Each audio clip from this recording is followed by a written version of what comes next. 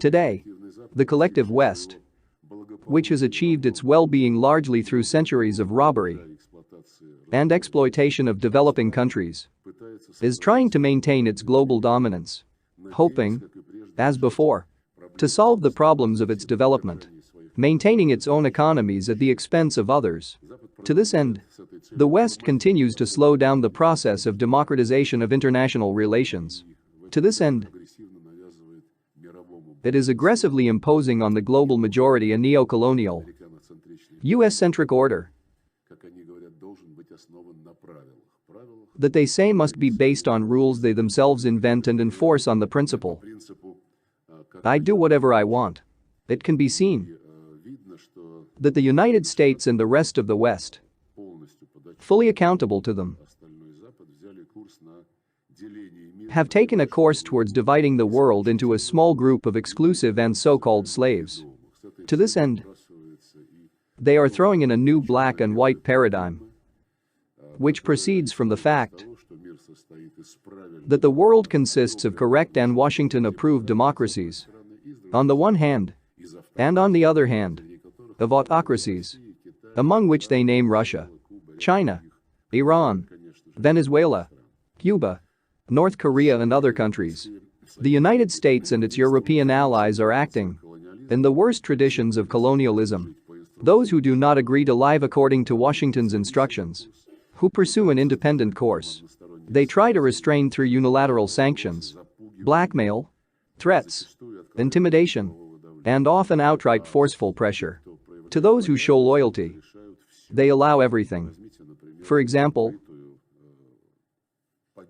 look at the open support of Ukrainian neo-Nazis who stage persecutions, purges, and physical reprisals along ethnic and linguistic lines.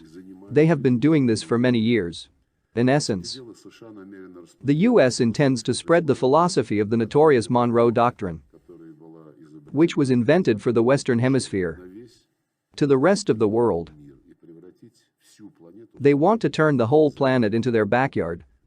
At the same time, they are trying with all their might to falsify history, to erase the historical memory of the monstrous crimes of the colonialists, including genocide, ethnic cleansing, slave trade, racism, plunder and destruction of the natural and cultural heritage of ancient civilizations.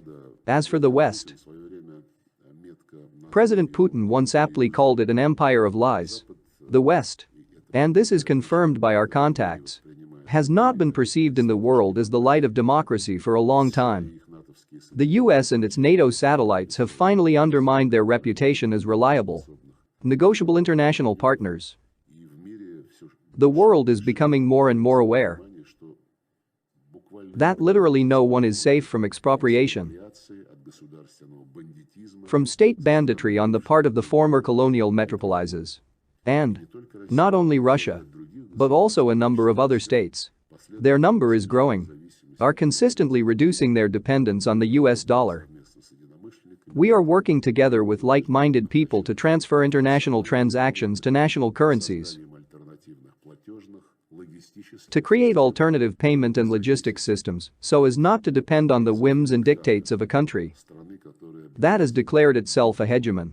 And, in general, we are working on the formation of a more equitable global monetary, financial and trade and economic architecture. This objectively contributes to the fight against new manifestations of neo-colonialism. Dear friends, if you like this video, please subscribe, like and write a comment. This will greatly help the development of this channel. Thank you.